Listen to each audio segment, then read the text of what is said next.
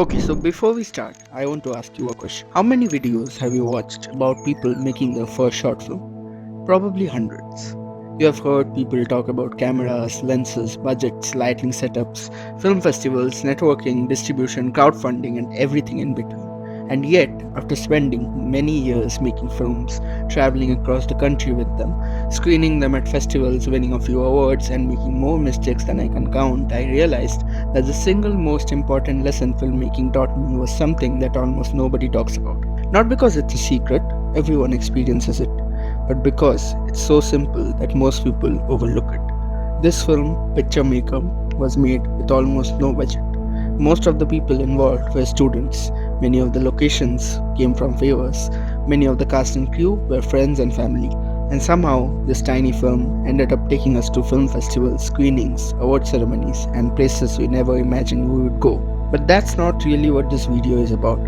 It's about a lesson hidden underneath. A lesson that took us years, a feature film, a lot of failures, and one small short film to finally understand. So, if you are somebody who wants to make films, tell stories, or honestly pursue any creative dream at all, stay till the end. Because the most valuable thing we learned had nothing to do with filmmaking. Now, to understand how we got there, let's start at the beginning. Devargo, take it away. So I will be very honest with you guys. I have watched films since I was a kid, right? But I never thought that I would grow up to be this obsessed with them and let alone actually make them myself. And if I had to pinpoint the exact turning point, I would say it was a lockdown of 2020 when I sat down and watched Christopher Nolan's Interstellar, and the sheer magic of that film just caught me completely off guard. It really felt that I had traveled across space, tearing through galaxies and dropping into a literal black hole, all while I was sitting in my sofa at home. And that was the very first time I actually felt the true raw power of cinema and the fact that you can travel to an entirely different world for those fleeting few hours, stay with these characters you have just met, and still feel like you're exactly where you're meant to be. That was my rabbit hole. And after that, the obsession was locked in. But parallel to this newfound obsession, something else happened during this lockdown where I started teaching myself 3D animation in the software Blender. And honestly, just to kill time when there was literally nothing else to do. And of course, eventually, these two obsessions of mine crossed paths, and I realized I could use my newly acquired 3D animation skills to make something that lasts for more than just a few frames. And that's how I made my first short film. And since then, I have made 6 animated short films, which I released on my YouTube channel. And my most ambitious project was a film called The Grandfather Paradox. It's a 15-minute animated short film that I worked on in Blender for 1 year and 3 months straight and entirely alone. And you want to know the most surprising part? I made the whole thing on a laptop with an integrated potato graphics card. And yeah, I still have absolutely no idea how I pulled that off honestly, but the reason I'm telling you this story is to prove a point that I really never had the tools to make a film. I didn't have the academic training needed for it. I didn't even have the required hardware, but I did it anyway. And I was so incredibly glad that I did because it was through those animated short films that I met Onargo, and that is exactly where my journey into live action filmmaking began. Unlike Devargo, I didn't discover filmmaking during the lockdown. Cinema has somehow been around me for as long as I can remember. My family worked in the media and film academic space, so growing up, I would often visit a neighboring film school. As a child, I was fascinated by everything that existed behind the screen: the cameras, the lights, the editing rooms, the strange looking pieces of equipment whose purpose I didn't even understand at that time. I remember looking at those things and thinking, one day I want to make a film with them. Of course, reality was a little different. Most of my early films were made with whatever resources I could gather. Friends became actors, family members became crew members. My school became a shooting location because it was free and honestly looked better than anything I could afford. I spent years making tiny, no budget films and sending them to free film festivals, not because I expected them to win anything, but because I simply wanted to keep making the next one. In many ways, a picture maker came from those memories. The fascination with cinema, the dream of entering a world that feels magical when you were a child, and even today, the belief that films are made by people who seem larger than life until one day you realize they are just dreamers like everyone else. Now, before Picture Maker, both of us had already gone through an experience that completely changed how we looked at filmmaking. That project was Dispersion, and neither of us directed it. I worked as the creative producer and editor, while Debargo was the writer, first AD, and the VFX artist.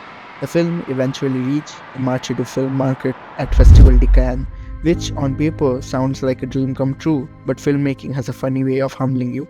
The truth is that the final film didn't turn out the way any of us had hoped. It still hasn't properly seen the light of day, and we don't expect it to ever do so. But still, we'll probably talk about that entire journey in another video. But despite all of that, this person taught us something incredibly important. For 12 days, we lived on a film set trying to make a feature film with limited resources, impossible schedule, and endless problems.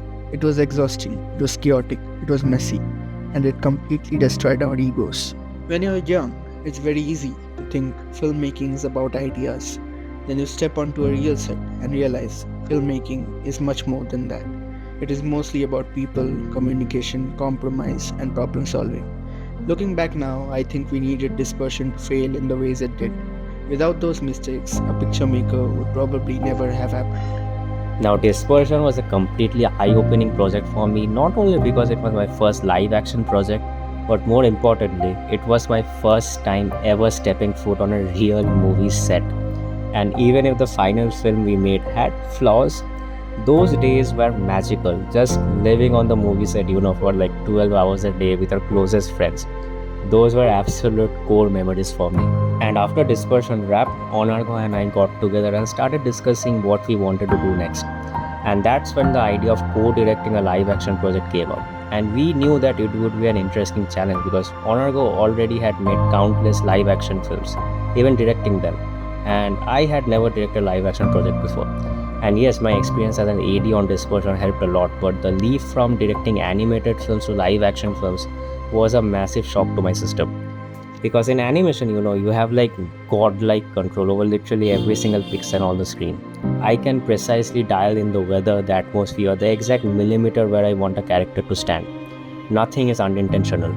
You are the undisputed king of the mise-en-scene. But in live action demands that you adapt to whatever nature and reality throws at you. And honestly, it's incredibly liberating in a way. And there started the journey of our short film, A Picture Maker, about which this video is. A Picture Maker was never meant to exist entirely on its own. Even the title itself comes from cinema. The title, A Picture Maker, was inspired by a beautiful line spoken by David Lynch in the ending scene of Steven Spielberg's The Fabelmans. They tell me you want to be a picture maker. We loved the phrase because it felt old-fashioned and magical at the same time. Not a filmmaker, not a director, a picture maker, in Bengali, Chhobiwala. And that idea perfectly captured what our protagonist is chasing. In fact, The Fabelmans was only one of the many films that influenced A Picture Maker. Throughout the film, you will find little nods and tributes to works that inspired us, whether that's Bicycle Thieves, Pother Pachali, Cinema Paradiso, and a few others that we will leave for you to discover yourself. Another thing many people don't know that A Picture Maker was originally conceived as a proof of concept for a feature screenplay that Debargo and I wrote together after Dispersion called Why Do We Live? What you are watching in the short film is essentially the first 15 pages of that feature film. The short film shows the childhood inspiration towards cinema for our protagonist, Tathagato. The feature film starts the actual story, where Tathagato, now grown up, has become an established character, but one who is increasingly exhausted and disillusioned by the corporatized film industry, at a point where he is beginning to forget why he ever loved cinema in the first place. He receives an offer to document the life of an ex-Indian army man and his secluded family living far away from the modern society. This is a story that is relatable to all facets and all types of professions of people. Throughout that journey and through an endlessly curious grandchild of the ex-army man, he slowly reconnects with the wonder that once made him fall in love with cinema. In a strange way, that larger story is also what A Picture Maker is about. In a much smaller scale, of course. Trying to hold on to wonder as we grow older. The feature film screenplay has actually been completed for almost 2 years now and is officially registered. The challenge isn't writing the film anymore. The challenge is making it. Independent feature films require resources, collaborators, and people willing to take a chance on newcomers. As first generation independent filmmakers, finding those opportunities have been difficult, especially in such an unorganized film industry in Bengal. So, on the off chance that this video reaches someone who believes in stories like this or knows somebody who might be interested in supporting independent cinema, feel free to reach out to us.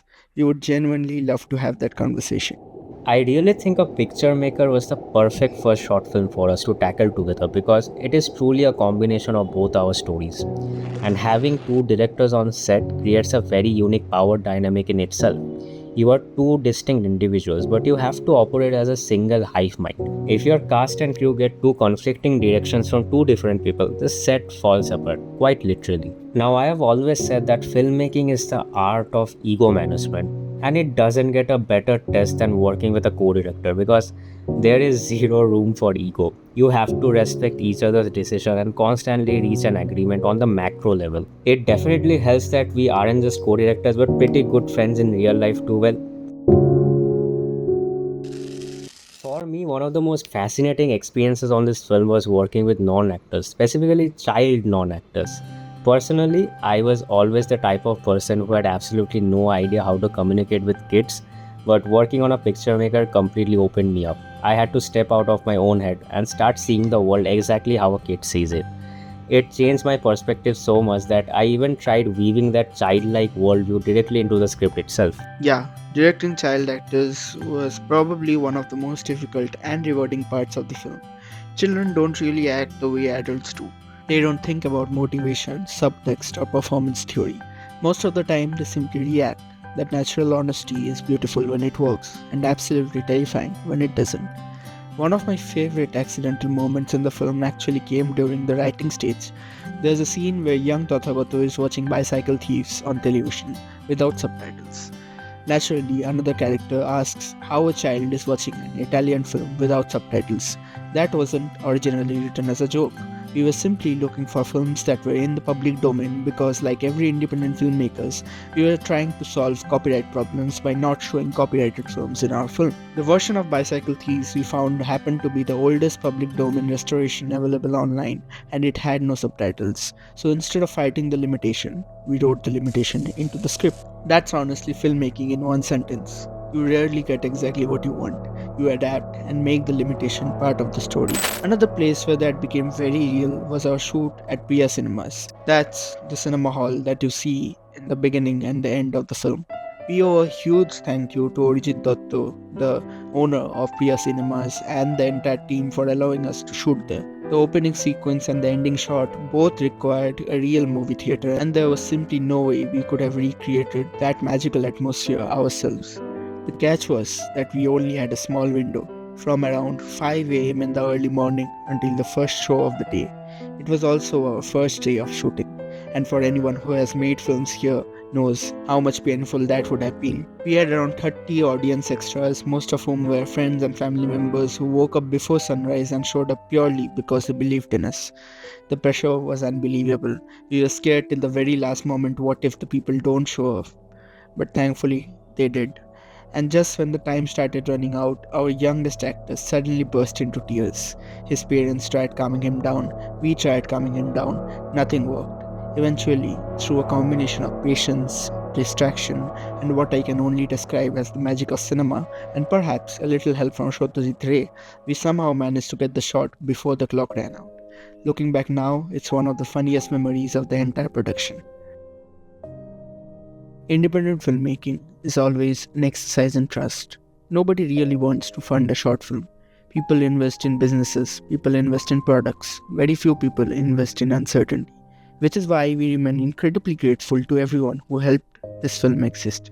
To the actors and child actors in the film who have performed without knowing what this film is or where it's gonna go, to our producer and SRFTI professor who supported our camera and lighting budget, to the local food chain Gulpuri Foods, who became our food partner and kept our cast and crew fed without knowing where this film is gonna go, to our friends and family members who showed up as actors, extras, assistants, and emergency problem solvers whenever we needed them, even before sunrise. This film belongs to all of them as much as it belongs to us. And since we are being honest in this video, I don't think A Picture Maker is a perfect film.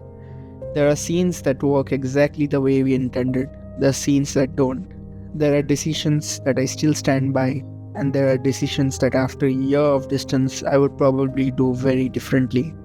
I still remember showing the completed film to the professor who helped fund part of it. He criticized it quite heavily. At the time, it hurt. Today, I think he was right about many of those things. That's another lesson filmmaking teaches you. Criticism isn't the enemy. Sometimes it's simply experience arriving earlier than your understanding. The film went on to win awards, travel to festivals, and take us places we never imagined we would go. One of the most memorable moments of this journey was attending the Celebrating India Film Festival in New Delhi. It was the first festival in our lives that covered our travel and accommodation, allowed us to experience a screening with an audience right there, and where we received the jury prize and was awarded by a stage filled with people like Grammy winner Ricky Cage and the Chief Minister of New Delhi. But what dazzled me the most was that in a festival where an amazing film like Humans in the Loop won the jury prize too in the feature film section, we were awarded the same in the short film category. For two students who had spent years making films with whatever resources they could find, the experience felt surreal. But strangely, that's not what stays with me the most. What stays with me are the mornings when friends woke up before sunrise to help us shoot, the conversations after pack up, the gossips we had when moving between locations, people who believed in us before there was any reason, the mistakes, the failures, and the second chances. A Picture Maker may be a tribute to cinema, but I don't think it's only about cinema. It's about anyone who has ever fallen in love with something deeply enough to keep pursuing it despite uncertainty. Whether that's filmmaking, music, science, teaching, engineering, coding, sports, painting, or anything else. If this journey taught me anything, it's that success is rarely the thing that sustains you. Curiosity does. The people you meet along the way do. The willingness to keep learning does. And perhaps, most importantly, the ability to stay in love with the process even when the outcome is unknown. Thank you for being part of this journey. To everyone, even the audience. A Picture Maker will be finally available for everyone to watch on YouTube from Sunday, June 7th. And if you are watching this video after that date, the film is already out and linked in the description below. We hope you watch it, and we hope it reminds you of whatever dream first made you fall in love with creating. Well, that's it for today. See you in the next one.